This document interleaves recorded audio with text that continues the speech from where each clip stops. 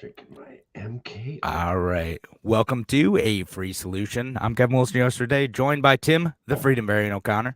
I'm here once again, Kevin. It's very exciting. Very, very exciting. Our Tuesday night live back on schedule. It's good stuff. Absolutely. Back on schedule. Already getting engagement in the comments. Patricia and John. Thanks for being here. When we get to the freewheeling stuff, like I know you got a good agenda of things for us to talk about, but when we get to some freewheeling stuff, man, it's been a week. The let's call it fake news, but real or fake or whatever. It's been good for funny news. Funny news. All right. Great. Looking forward to it. And we got Shelly here too, all on YouTube. Nice. Look at that. We're growing a YouTube channel, Kevin. Mm-hmm. Man, it's magic. That's right. So thanks all y'all for being here. So we got a few things. We're going to talk about a local issue in Monroe County first. I'm trying to find the legislation. Unfortunately, I saw this earlier. Didn't have time to pull it up. But I want to talk about the concept a little bit first. Just wing it, man. Don't worry about it. Just wing it. That's you're how we a politician. Think about it like that. You're a politician. It doesn't matter if you adhere to the truth 100%.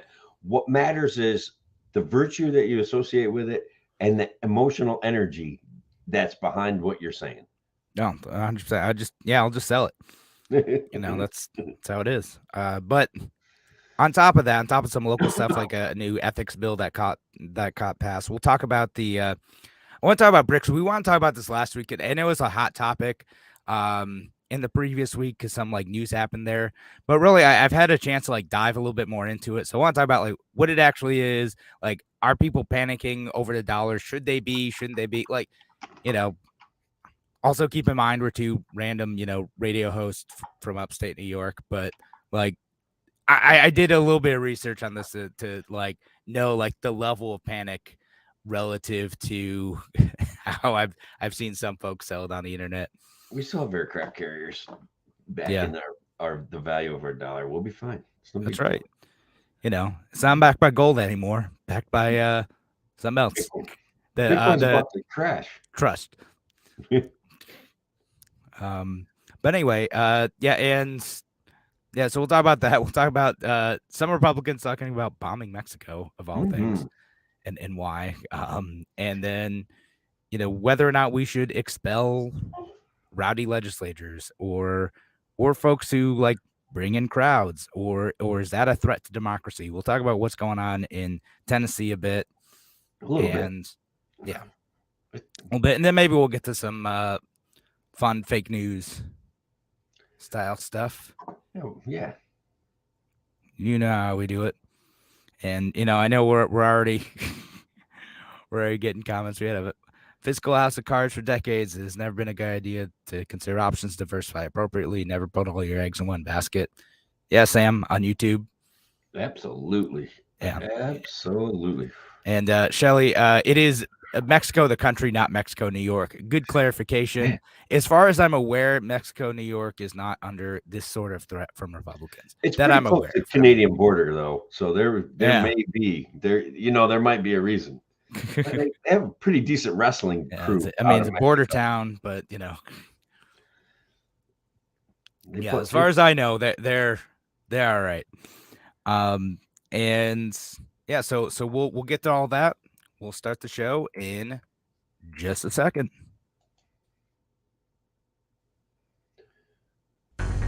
Now, an hour of clarity for exhausted people of our nation mired in toxic partisanship. Left versus right, us versus them. While we pay to keep our politicians fighting, how do we, the people, rise up and solve the great challenges of our time? We do it by embracing freedom and liberty.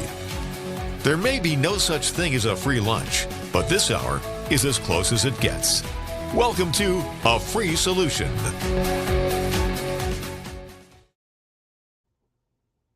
All right, welcome to A Free Solution. I'm Kevin Wilson, your host for today, joined by Tim, the Freedom Variant O'Connor. I'm here, Kevin. I am here, and this is awesome. I love it.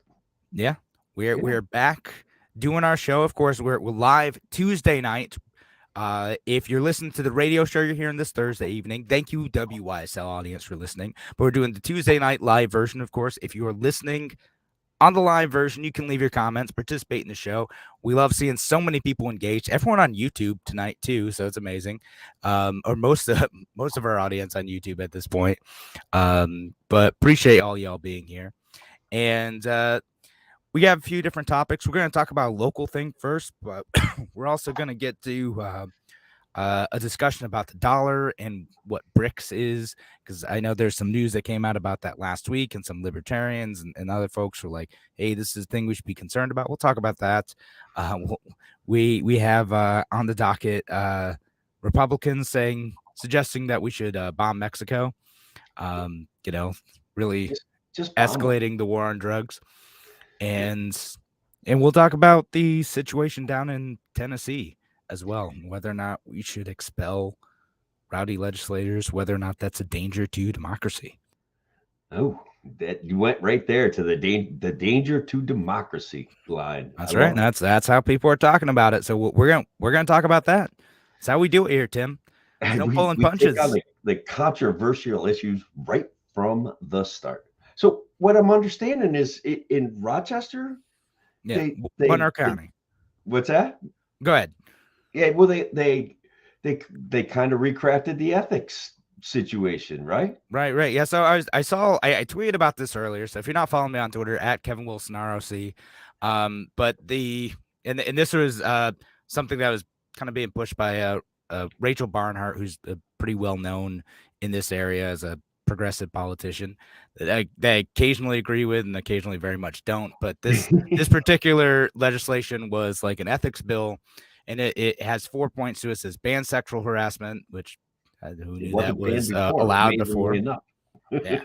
And it prohibits politicians from coercing employees to do campaign work, which is the thing I tweeted about. And I want to talk about that. Requires high-ranking officials to receive approval for outside employment, which is interesting. Kind of, I'm curious if that's going to end up playing into like the health commissioner thing, because that was kind of controversial that he had both.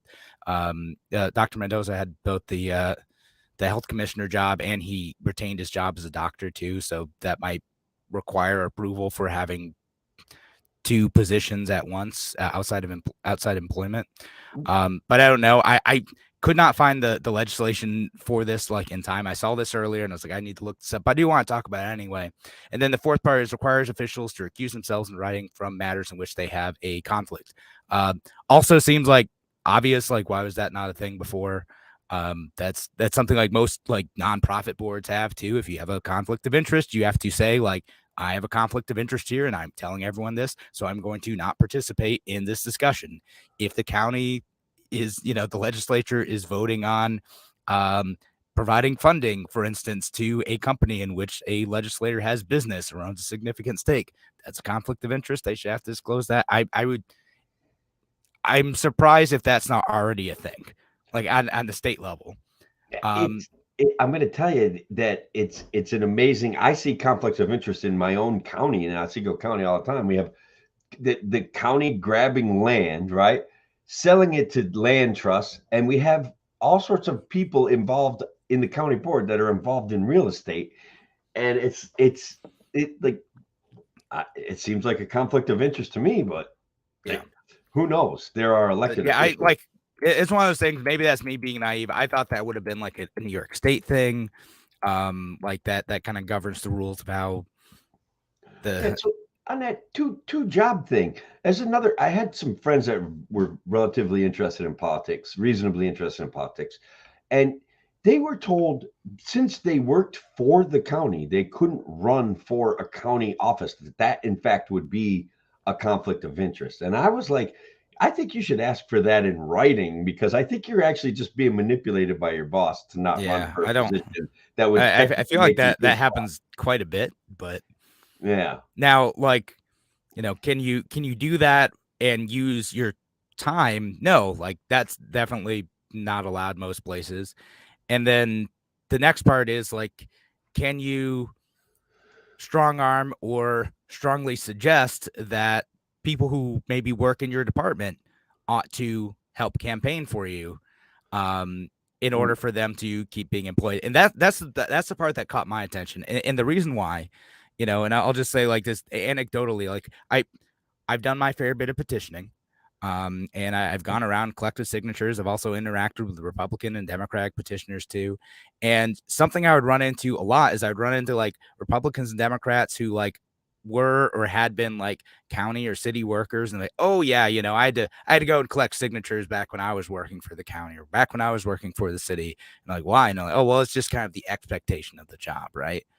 Like that, like if you want to keep your job, which is, and it's essentially implied that they're patronage jobs, then like you've got to like do your part to keep your people in power. Now, where that line draws between like you want to go and help someone out and you are required to help someone out is a bit fuzzy. It's I just the pressure, right? Like you think about your boss saying, "Hey, we need to collect signatures today," and Kevin, are they saying they were doing it like while they were getting paid, like from the taxpayer money? Like, is if that they were, they weren't telling me that, right? So, they didn't like, admit but to they. that directly.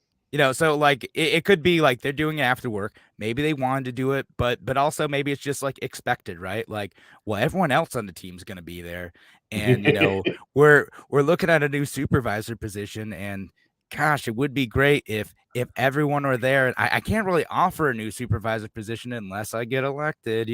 Like it's one of those things where it's like, is it coerced? Is it like voluntary? Is it in your best interest to do a little bit of extra work to get someone on your team in the power?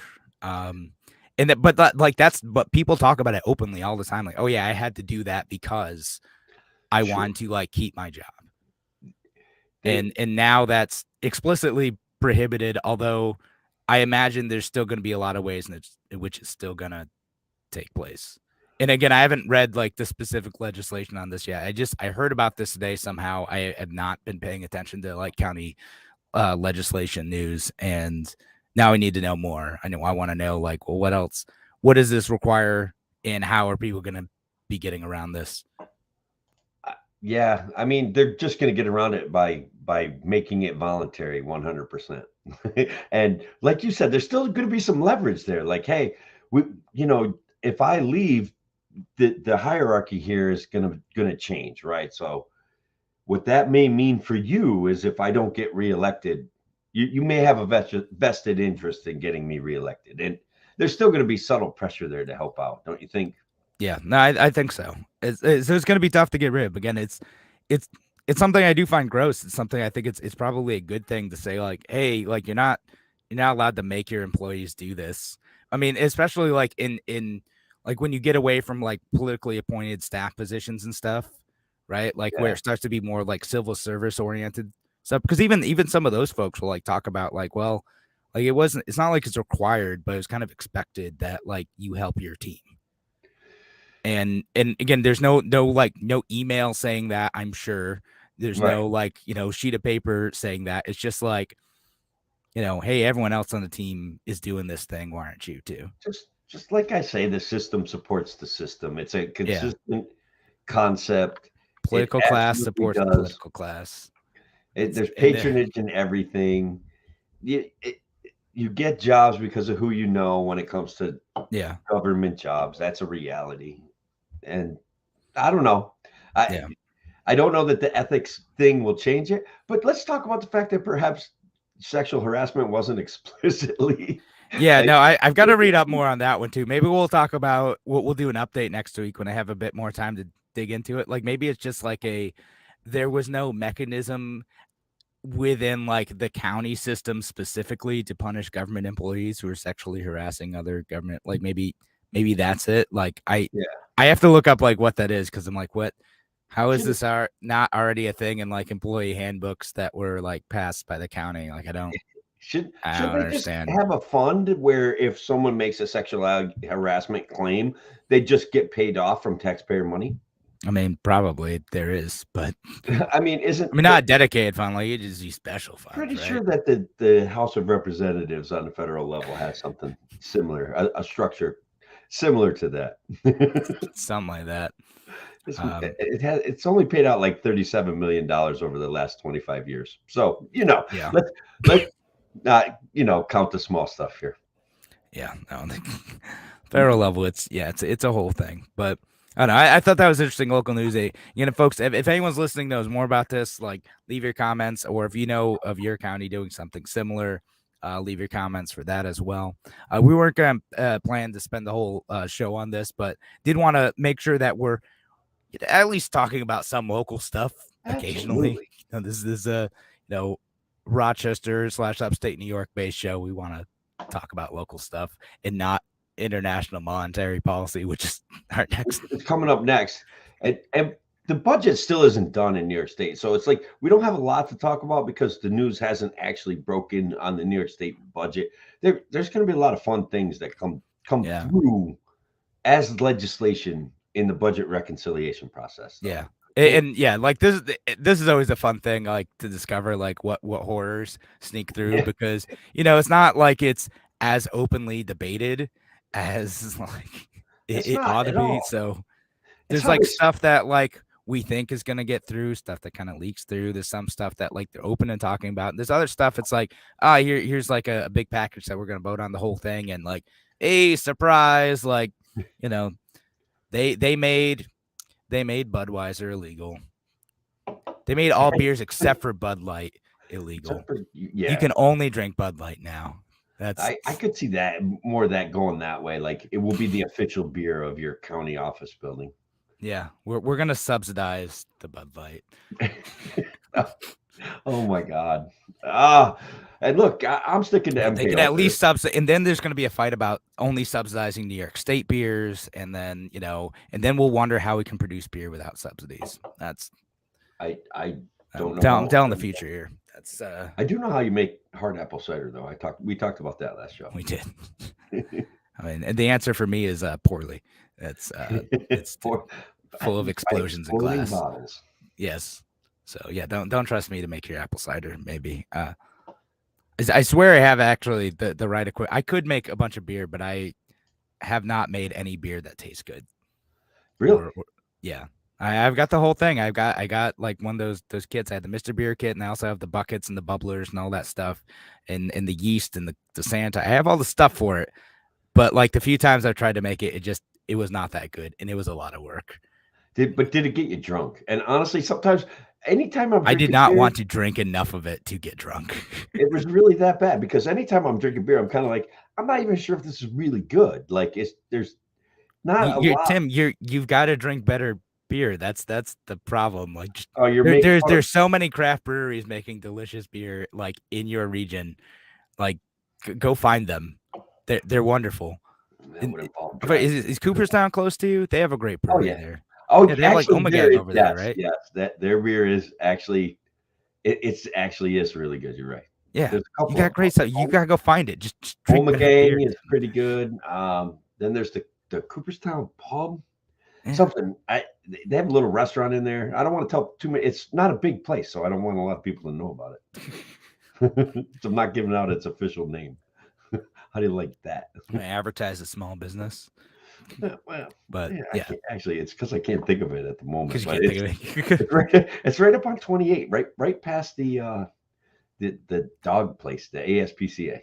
It's right in that area. Anyway, yeah, I mean, and it's really good.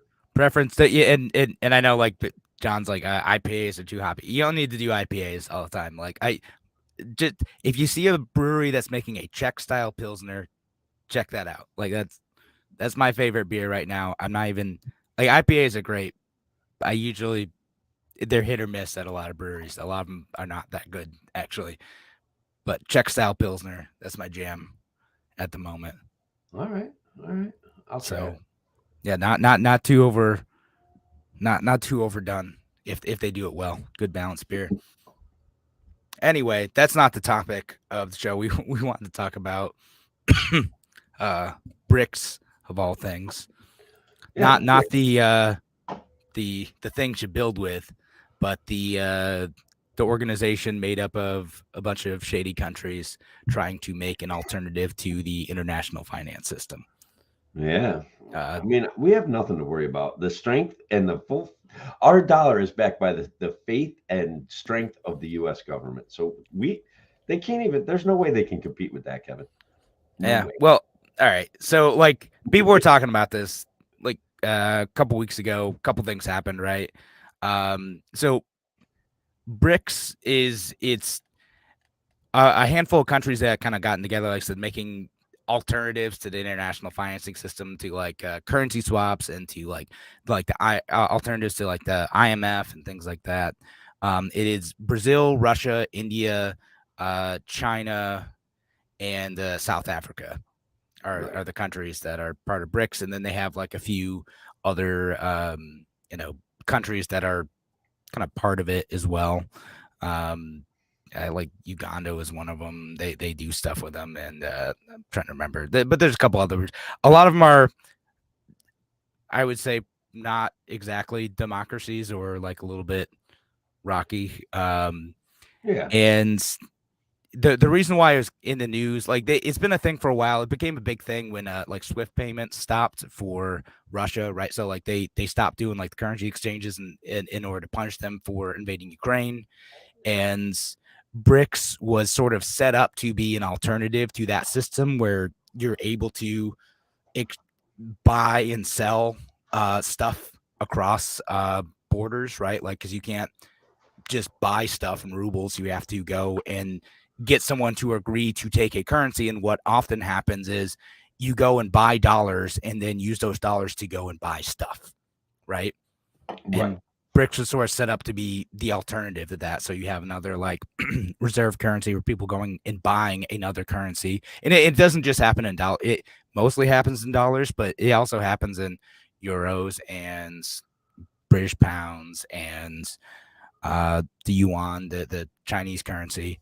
And part of the reason why this made news last week was because the yuan, here's the headline: yuan tops euro as Brazil's second currency in foreign reserves, right? And I saw this, like, Brazil's doing a bunch of deals in yuan, and so is France, and all these countries are like doing a little bit in this other currency and not just dollars, right? And people are freaking out over that, because like now suddenly, like, oh, hey, like the way the US is able to have kind of cultural and financial hegemony over the world is because you have to do exchange in dollars, because everyone sort of trusts dollars, right? And if they're not doing in dollars, like that lessens the cultural and financial power of the US, and also could indicate that maybe like our assets aren't as secure, that our money is going to be less valuable. And because of policies of the US or mistrust in the US, it's going to hurt us. Am I getting all this right, Tim? Like, look, I think you're pretty close. I do think that you're very spot on about how trading into the US dollar to buy goods and services from another country has been the international form of exchange, and that on some level that's backed up by our military activity overseas, and the fact that we make sure that shipping lanes stay open, and that we were an exclusive trading partner with Saudi Arabia and OPEC. So that gave us a certain amount of, like, what you use the word hegemony when it came to financial transactions throughout the world. And certainly Russia felt the bite when we told them that they couldn't sell their stuff. We imposed sanctions because they couldn't trade their oil for US dollars anymore, so they couldn't get it to the markets that they wanted to, and they had to sell it at a discount to China. But now they're being a little bit more open about it, and they're coming out and saying Russia, Brazil, China, India, South Africa, Uganda, a few other countries are saying, look, the United States has controlled these markets this way for too long. It does lend itself to some nervousness. Now, I don't really trust the US dollar. They certainly have devalued it, but yeah, let's hold that thought, because we do need to head to break. Thanks again for joining us here on the Free Solution. When we come back, we'll keep talking about this. We'll keep talking about, like, what does this mean for us, and is it something we actually need to worry about? Thanks again for joining us. We'll be back in just a few. All right, we're on break. Yeah. You were actually, I was pretty impressed. You were kind of like, I was like, wow, he's got that pretty good. And actually, like, really good. So, but it is nerve-wracking, right? When we're used to something being the way that it is. And certainly when we're looking at Russia being aggressive in Ukraine, and we were we were able to limit their ability to finance that situation, and they make this alternative compact with other countries Right. that will facilitate their sale of natural resources, which they have a pretty Right. vast supply of. So, you know, like that's a way to punish them. Like, hey, if someone like gets out of line, then we could say like, hey, you don't get to play in the sandbox anymore. But Now they're going to be like, we're playing in a different sandbox. See you later, sucker. And the world is big enough for that to happen. That's probably the scariest part about it, right? maybe.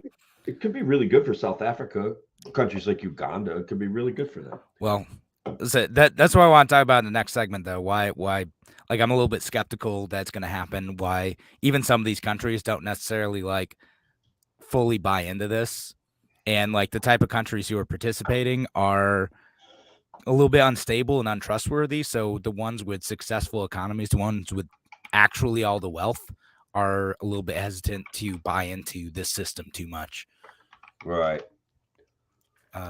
So we'll talk about that, and when we get back in just a minute.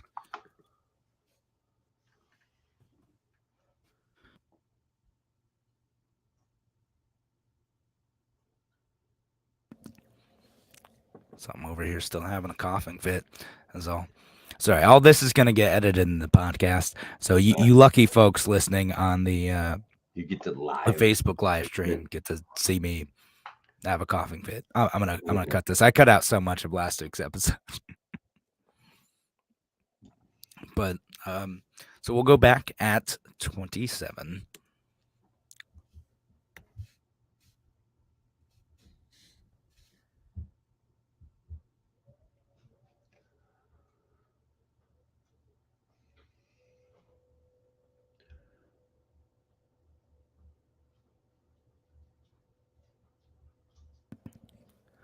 Welcome back to A Free Solution. I'm Kevin Wilson, your host today, joined by Tim, the Freedom Variant O'Connor. And we are talking about freedom from the U.S. petrodollar situation. That's what we're talking about. So we're talking about the U.S. global hegemony in terms of our currency exchanges and alternatives to that, right? And so a couple of reasons I'm a little bit skeptical of the freak out, right? Is so I'd mentioned that article about the yuan, like, you know, being a part of Brazil's currency reserves, right? Like it's part of a thing, and that people are using this as like a story to talk about, like, here's the ascendancy of BRICS. What? Guess how much they are keeping in terms of like all of Brazil's currency reserves. How much are they keeping in U.S. dollars versus euros versus yuan? Oh, it's probably 70% in U.S. dollars, right? It's pretty high. It's actually higher than that. It's really? over 80%. Okay. Yeah, it's over 80%. So they're even and again, the B in BRICS is Brazil.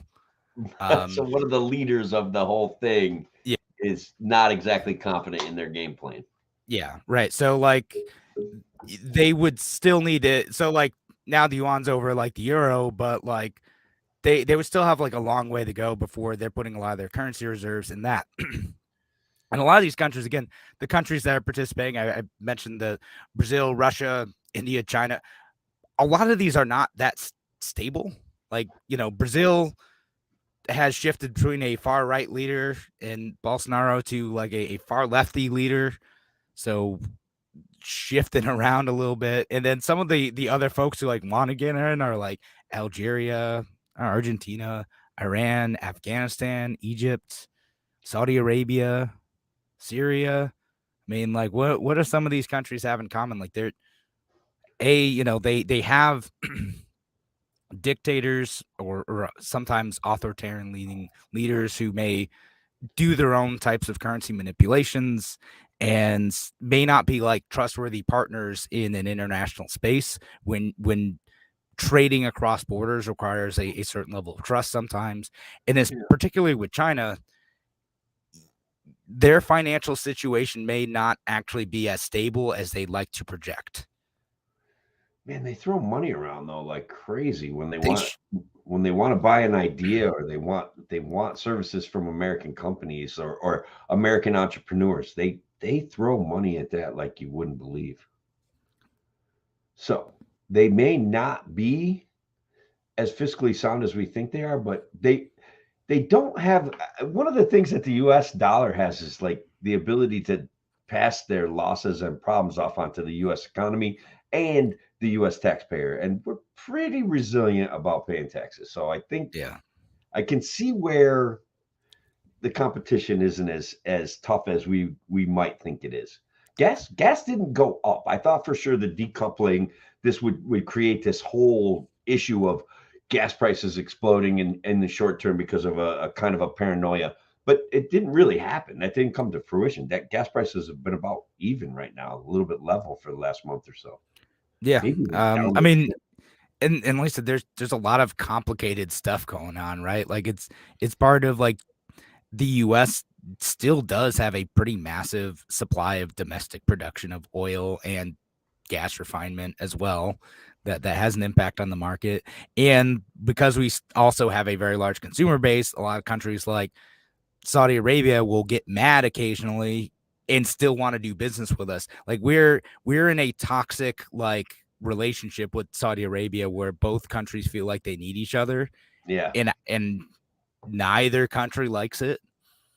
That's how I it is. agree, and let's be honest, there was big news in the last month about U.S. opening up Alaska, opening up for big drill sites, and then opening up a couple other places too that didn't make the news quite as much. But we made this big, huge commitment in the last couple of months to drill, baby, drill right here in the United States, which is a great way, guys. I'll be honest with you, keeping gas prices low is a great way to fight inflation. In addition to raising interest rates, another great way to fight inflation. It's all about keeping us comfortable and then still curtailing our ability to consume. So, Yeah, well, gas prices make people happy.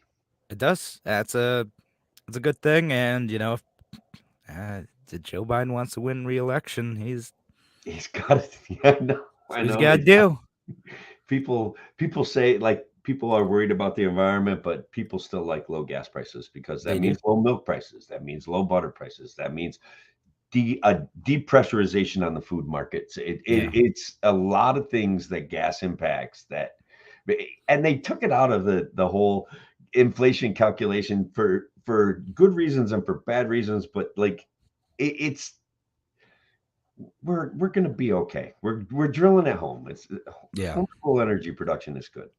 See how it is. And I want to get this comment from Sam on YouTube who says, if other countries want to align on a Digiyuan and Chinese ESG tracking, they get what they deserve. I mean, yeah, look, something to keep in mind. There's a lot of sketchy stuff the U.S. government does or may do. It is not even close to what the Chinese government is doing. And that's why, like, I love some of my libertarian friends, but sometimes you get like, oh man, like the U.S. is the worst country in the world, and look at how we're manipulating stuff and blah blah blah. No. Like True.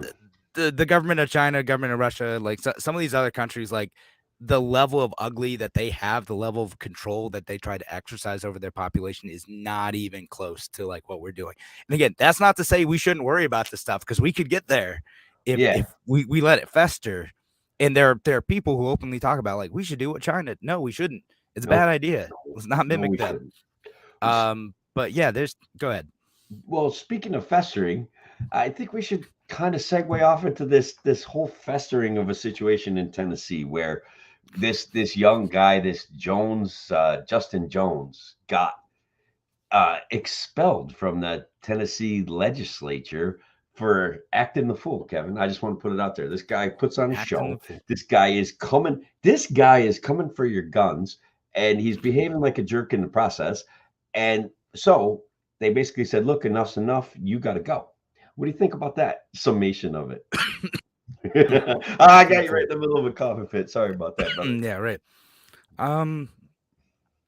Yeah, so instead, like, we'll talk about the whole situation, right? Yeah, he was trying to bring like anti-gun legislation to Tennessee, right? Like that was part of it. And the events that led up to a vote for his expulsion were that there were, I guess, a kind of an invitation to let protesters like interfere with state legislature business, right? Absolutely, he did. which I think that is a factual like description of what actually did happen, right? Like not trying to color it with either side, right? Right. Like, but that there was like an invitation to interfere with like the business of the house. And I know some folks who are like on the side are like, oh, that's just what like democracy looks like. I'm like, well, it's not exactly how a legislature, like a parliamentary process is supposed to look like, right?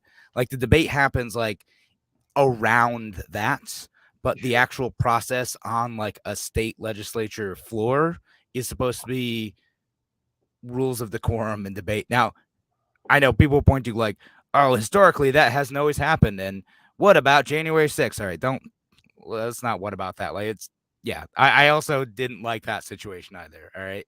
Yeah. Well, what about, What about Charles Sumner? Right? Like no. What about when those guys used to duke it out on the floor of the in the U.S. House? Like they used to have fist fights. So I don't know. Like, did anybody get expelled for that stuff? That's technically, I think the point is that's not the point, right? So what this kid did, he's a young man, and he's a what is it called? What do they call themselves? Activists or organizers, right? They call themselves organizers. And he did bring a bullhorn in. He did invite protesters in to participate in the proceedings. Those are things that are directly in violation of the rules of a chamber. Look, the chamber has, and look, guys, I hate rules as much as anybody else, believe me. But the rules of this chamber were such that they were conducting business and that there's an appropriate way to handle that business, and that he would have had ample time to speak on the floor during that and make his impassioned plea to come and take your guns. So to me, guys, just because he's popular and emotional or whatever, he still looks like a fascist to me, and he still looks like an angry mobster when he's playing these games. That's all I could make of what he was trying to do. And plus, I think a lot of times the arguments on gun control are based on lies. The promise that a big, huge centralized government action that punishes people that aren't breaking the law is going to protect you, when in fact, I don't think that that's the case. History is replete with other acts of violence that don't involve guns that are just as devastating. So I when it's based on a lie and I see emotional manipulation going on, I get very frustrated. So like I kind of celebrated when he got kicked out, but by the same token, he got kicked out for a good reason. So that's it. Right. Yeah, and there should be some now again, whether or not that punishment should be actual removal from office, which is what happened here. And by the way, he was reinstated. Like he was. Yeah, like his removal, he was allowed to be reinstated by like the city council of Nashville, I guess. And so they suspended the rules, voted him back in. It's just a couple days. Yeah. Now, like again, if that didn't happen and that seat were left vacant for a while, I think that is kind of a disservice to voters. Like probably the better way to handle it, and he wouldn't have been able to say like a democracy is under attack and all that stuff, is to say instead like we're going to censure you and remove you from committees, right? Like so you can there are procedures to set up so like you can't go and speak like on the floor, or you get officially reprimanded, or you just can't participate in the normal business to allow greater influence over legislation. And that might have been like a less politically charged way to take care of it. And they probably should have done it that way, but I'm cool with that conversation. Like, I don't have a problem. I don't have a problem that he got reinstated through democratic action and that seat's not going to get left open. But I do think that there was an appropriateness to some level of the reaction. And we can talk about whether it was too much or too little. It doesn't, at the end of the day, he's been reinstated. And so what I see is, kind of this element of fascist fighting fascists with fascist tactics. And I'm just like, well, I can't, it's not, you guys all win your arguments. That's not what democracy looks like.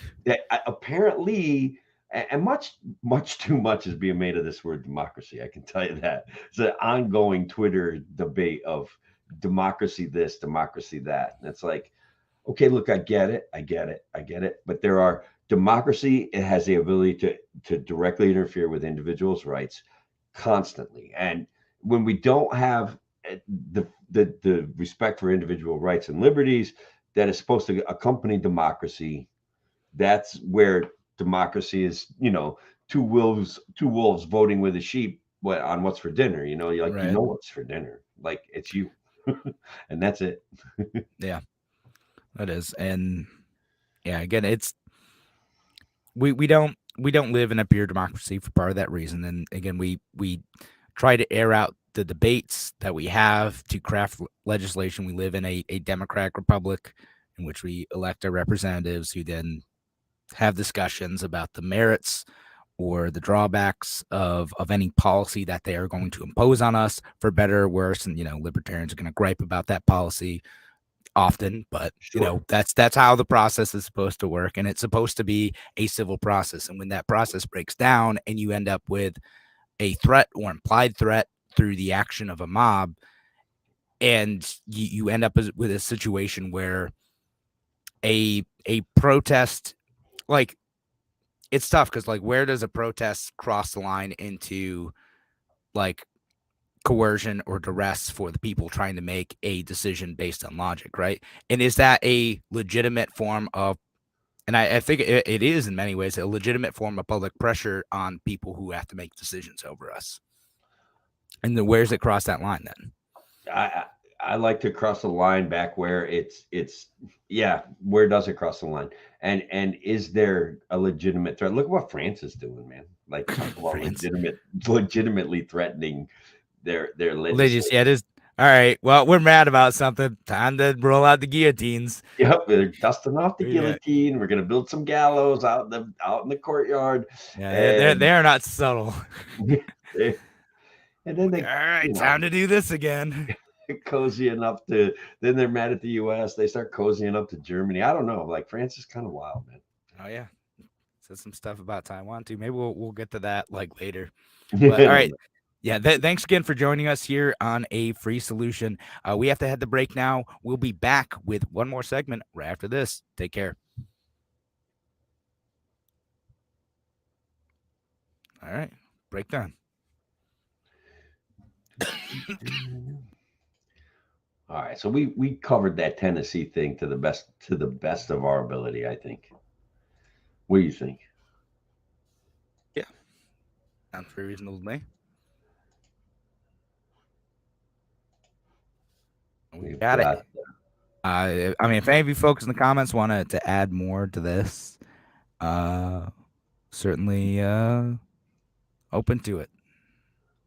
We need a strict ban on fists. Yes, this is what that's the thing. what Shelly on YouTube says. I don't know if he did or not. Like people are very emotional right now, and I would say that the Democratic Party is completely, like, they're very motivated. No, I don't think politically he lost his chance at re-election at all. Like, Yeah. I think it's going to like guarantee his re-election for like the next decade, Which is a shame. Yeah. That's a shame. Exactly. But Joe says, according to your statement about their protest is legit, Kevin, but lobbyists are far worse than a mob and demanding their own way. Yeah, I mean, it's a thing, right? Like it's, you know, if you get a crowd of people in front of the state house, like, you know, you have a right to do that. You have a right to make your voice heard, particularly if you're not able to get through to the people making decisions. And, you know, where it crosses that line into not merely making your voice heard and applying pressure, but applying a threat or, you know, disrupting their ability to do business. And what happens is that, like, so this happens in the New York State legislature all the time too, right? Like protests happen in the state capitol building constantly. And what happens is people know that they are going there and they're breaking the law. They're going there to disrupt the business of the legislature. Like that is the plan. And the state police, when you go there, fun fact, that maybe ask me later how I know about this, but you go there and you block the hallways or whatever, do whatever you're gonna do. The state troopers have like little like cloth handcuffs or like shoestring handcuffs that they put around you. Like, okay, like come on, walk out here, guys.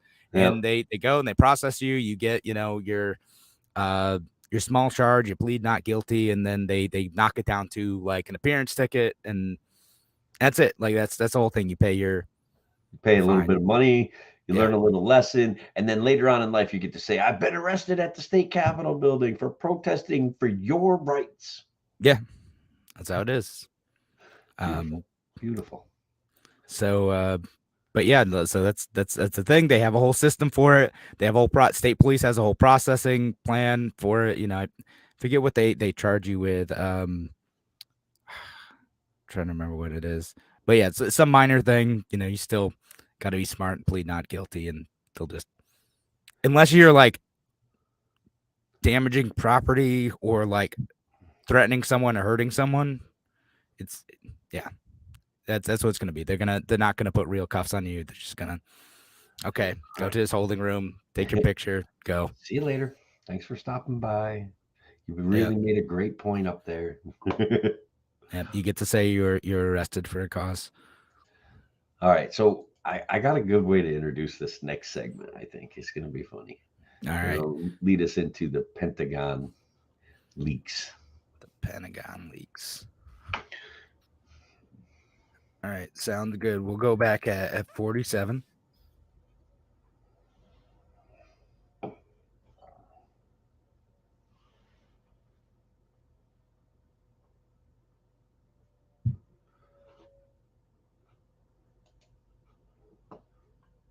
Maybe I'll play some music so I can continue coughing for another 30 seconds. Let's see.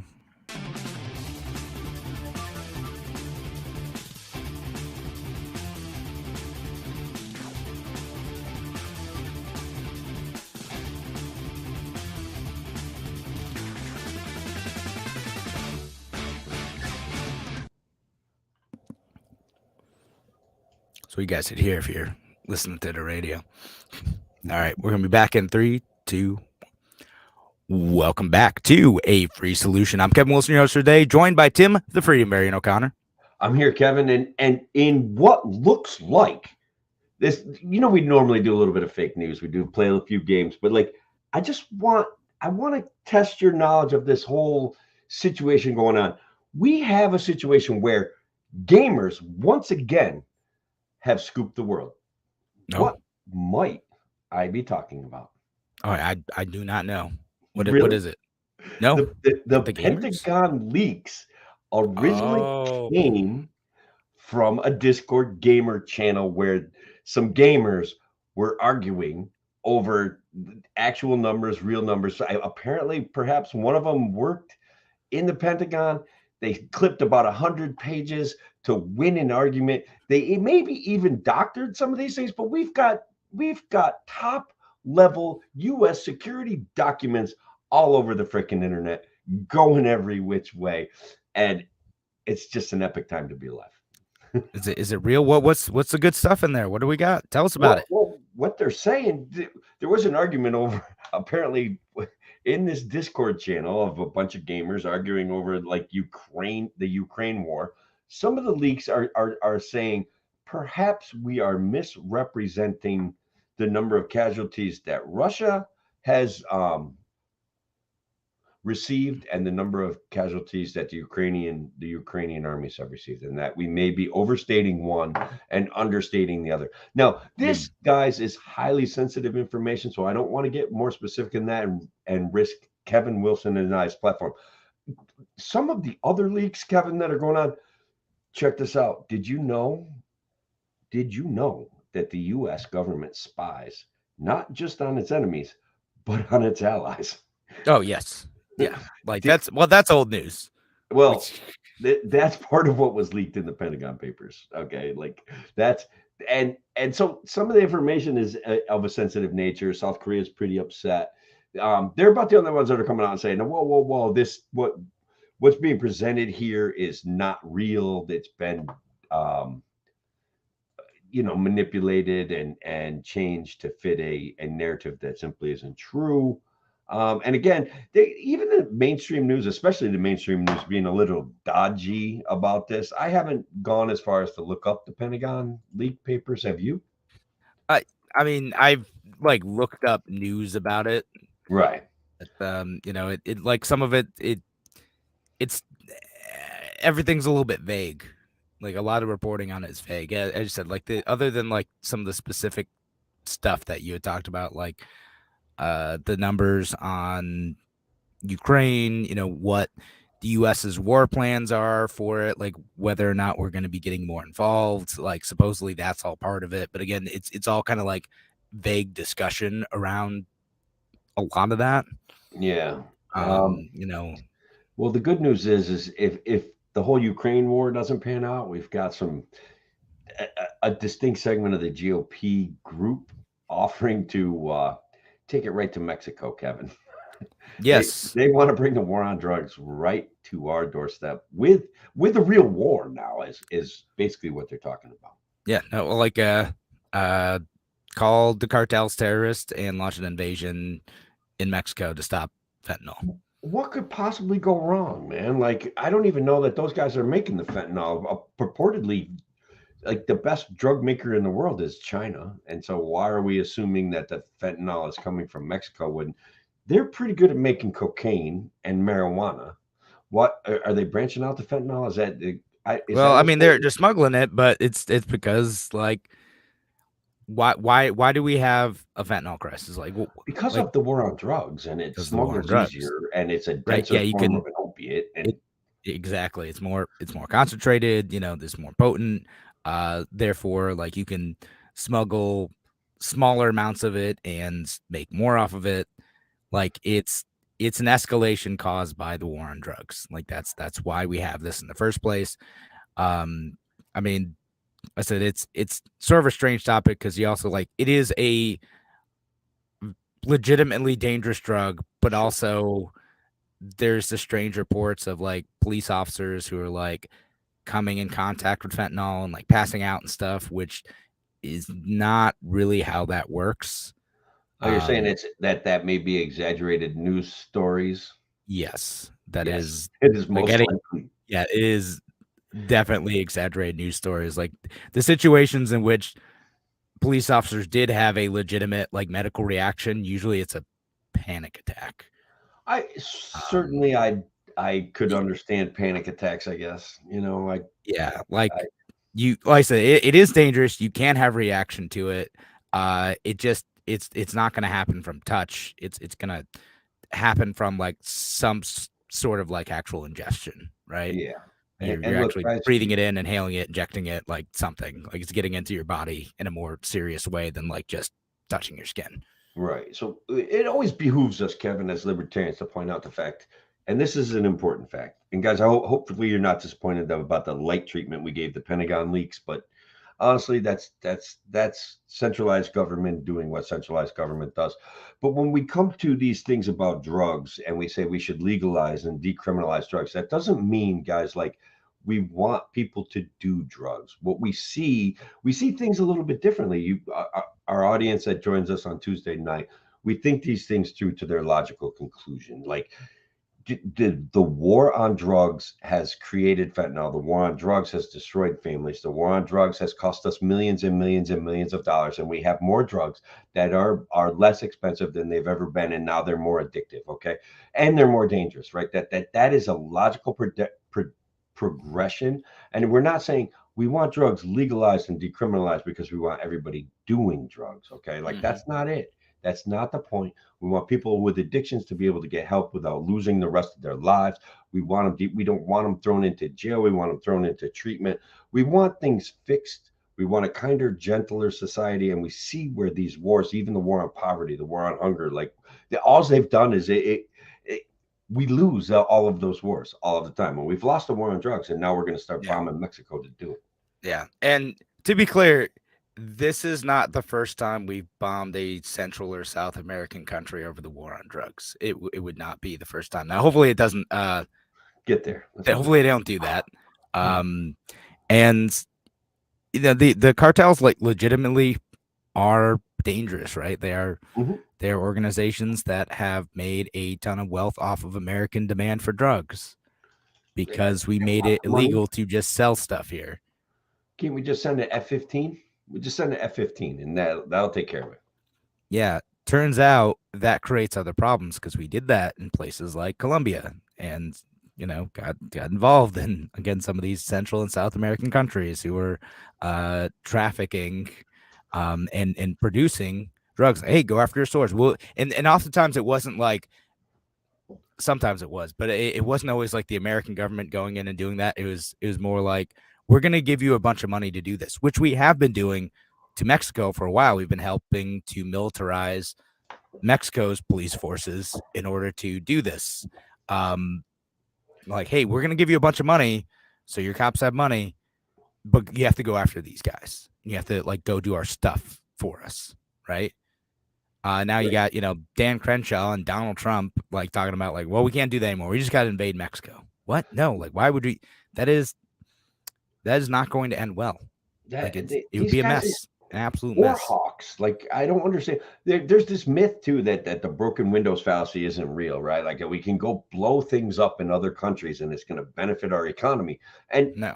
And it doesn't. It's where we get our debt from. It's where we devalue our currency from. And I just want them to knock it off. We're talking about killing people in foreign countries.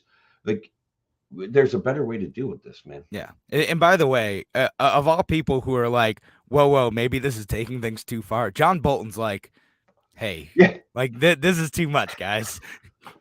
When you've lost John Bolton, like, really, like, you've gone a bit extreme. Sure. He's pretty sure that we shouldn't do it. He basically came down against declaring the drug cartels a terrorist. He didn't want to do it unilaterally, at least. Yeah. Like, we get a whole coalition in, right? Like, we'll do bing, bang, boom. We'll do another Iraq. It's going to be great. Like, nothing went wrong there.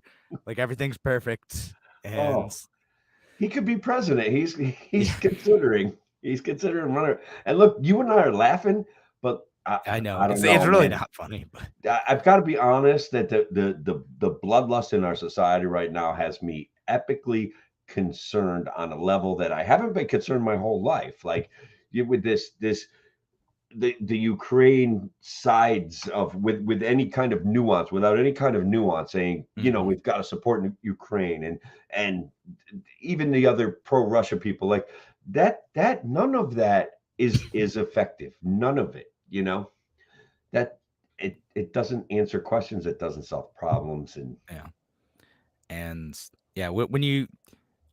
When you actually start to think through, like, what are the consequences? Like, if we drop a bomb on a town in Mexico, who is that actually going to impact? Like, does it actually just hit that cartel? Does it actually just impact their production processes? If we have to go in and occupy and have security in those places, what's going to happen? What's going to happen to that economy? What's going to happen to the people there? Are there going to be like other casualties? How expensive is it? How much does that deteriorate the positive relationship that the U.S. and Mexico has? Which, again, there are billions of dollars traded between the U.S. and Mexico every year. If we invade their country, like, without their consent, I mean, I guess if there's an American operation there with their consent, that's slightly different, but still probably not going to go great. Right. Yeah. Like, what does that mean for like our success with a border that is already a problem? Like, imagine, like, if we start a war, there's already a lot of people trying to get out of that country for their own reasons. You start a war, that's going to increase that by a lot. People are going to be desperate to get out of that country. You think the border crisis is bad now? Forget about it. Yeah, you introduce even more violence. F-15s bombing our neighborhood. Like, that's what we're doing. We've got to go. We're coming to the U.S. I mean, like, do you have do people have any idea like how many people have left like Ukraine in the last like year? Like, millions and millions of people, right? Yeah. Like, that's it would be something like that.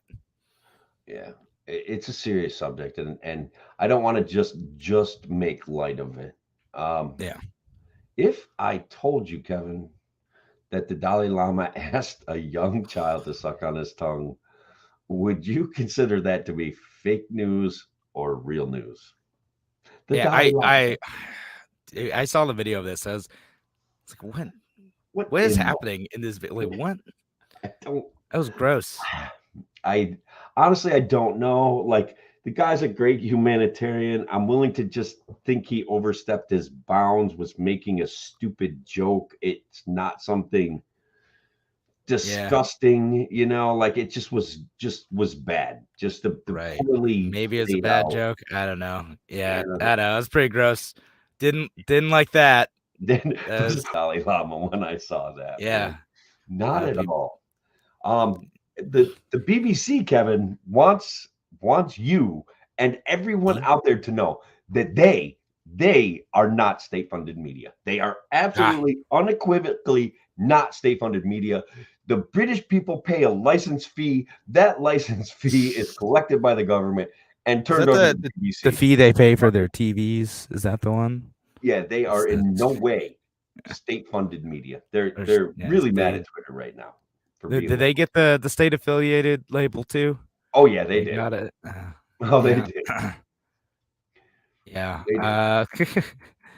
Well, yeah, I'd imagine how They're hot. They're really hot. They're really offended. I didn't It's see a that. license. Wait, are you sure? Because It's a I don't see it on there. I just see it on. I mean, which if they were going to be consistent about it, like they probably should label them. Like say yeah. if they're gonna, because it feels like half of what they do, half of what Elon does on Twitter is just it's about trolling. It's not about any level of consistency at all. Yeah, I'm referring to an article from one day ago, and it was by the BBC. The BBC is objecting to Twitter's new label describing it as government funded media. They did make an official statement saying that the British government collects a license fee and we are funded through that license fee. We're not state funded. And people were kind of like, that's not how that works. And when not asked how for official reply, Twitter responded with poop emoji. That sounds like a joke. It's not. It's not at all. All right. On that high note, we are out of time. Thanks again for joining us here on the radio portion of A Free Solution. If you're listening on WYSL, the show is over. If you're not, we'll stick around for a few more minutes. Thanks again for joining us. Have a wonderful night. Take care.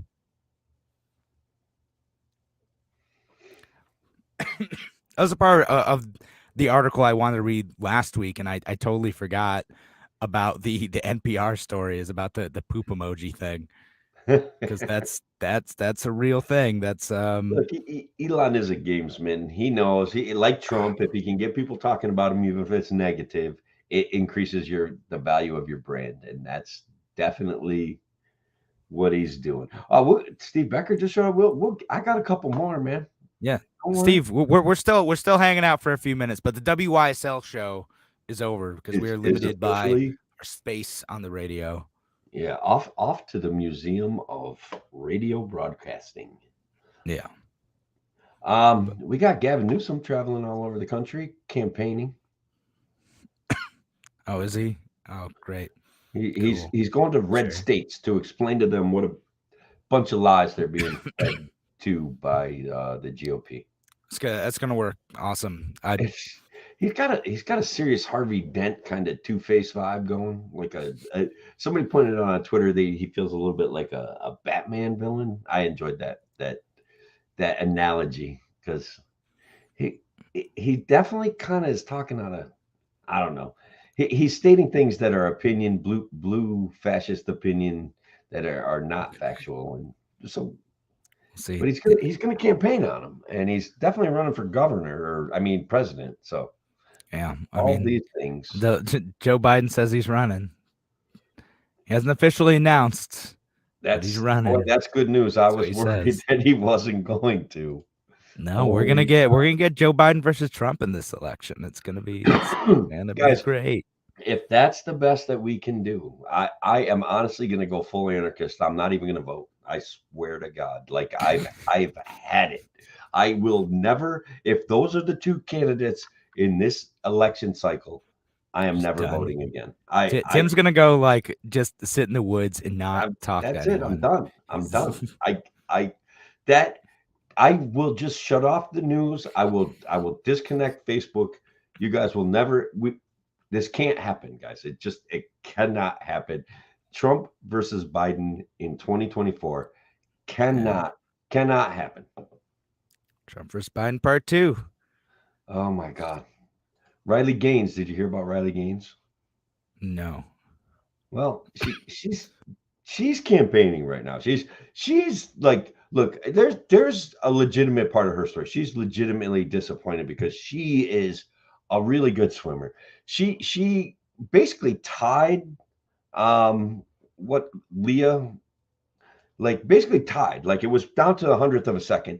They picked Leah to give her the championship. So she's speaking out about certain things that are happening without her consent, like sharing a locker room with Leah Thomas and stuff like that. She doesn't appreciate that.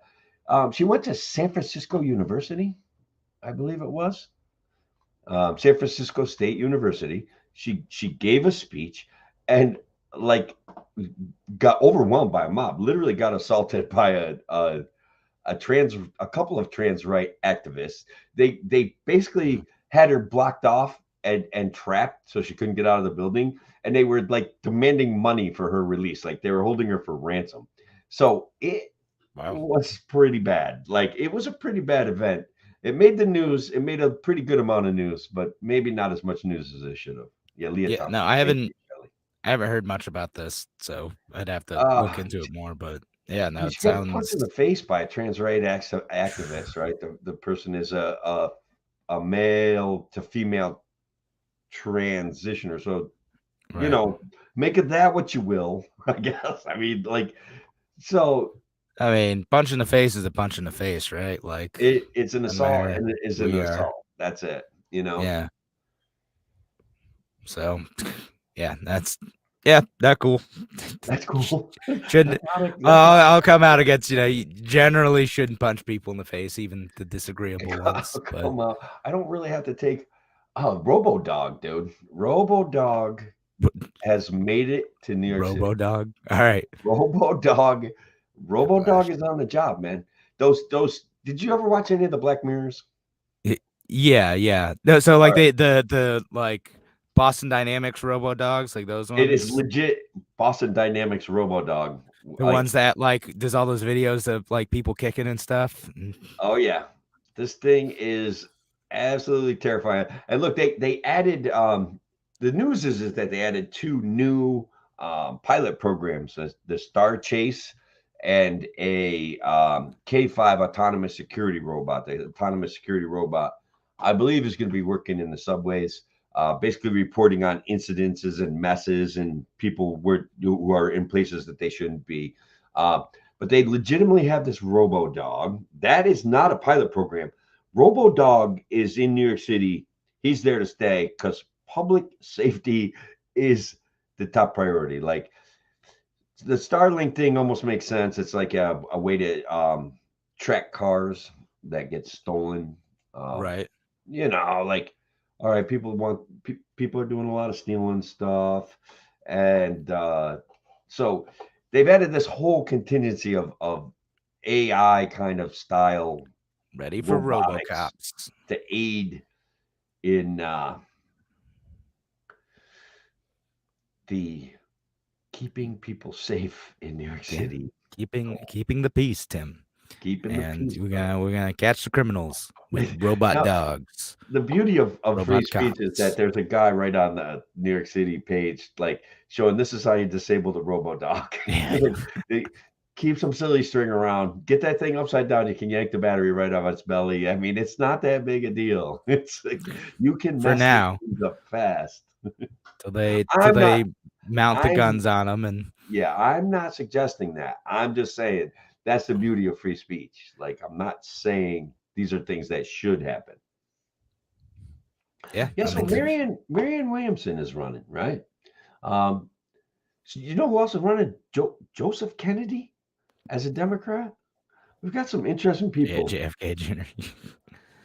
I don't know. It's I don't have faith in either of them.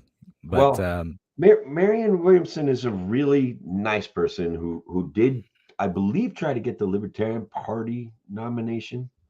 Did she? Yeah. Or has at times interacted with libertarians. Right. Yeah, I think she was just not rude to the Libertarian Party. But she's kind of a fascist, man. Like, I don't know. She's another gun grabber, guys. And look, it's not okay to be Passively anti-gun grabber. We must be actively anti-gun grabber. Oh, zing! Oh, good callback there. Good callback. That's fair. I stole that from Twitter, man. Twitter's been a cesspool lately, but it's hilarious. It is a mess. It's just a mess. It's just a mess, but it's a beautiful mess, and I'm doing my best to contribute to the mess making. Oh, good. Like it doesn't have enough people to do that, so Right. thanks for doing your part. It's the least I can do, I figure. Yeah. Oh no.